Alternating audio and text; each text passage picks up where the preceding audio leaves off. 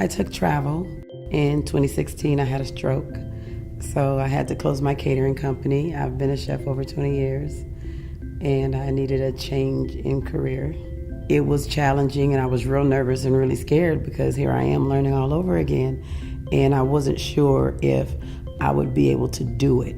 I knew nothing about the travel industry before I took the course with Ashworth, so it was challenging, but the program was really easy to navigate. Any questions I had were answered. The professors were there, so there was a lot of support. And even with the online student community, there's a lot of talk back and forth, so it was great. I ended up graduating with 4.0. And as a matter of fact, after I finished the program, I bought a travel franchise. Yeah, so now I own a travel agency. I am so excited. Kimyata Jackson.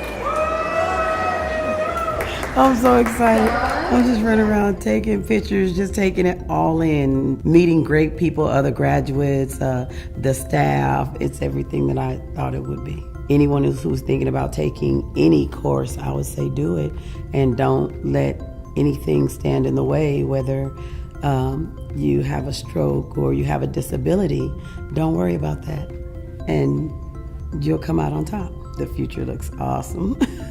Very awesome.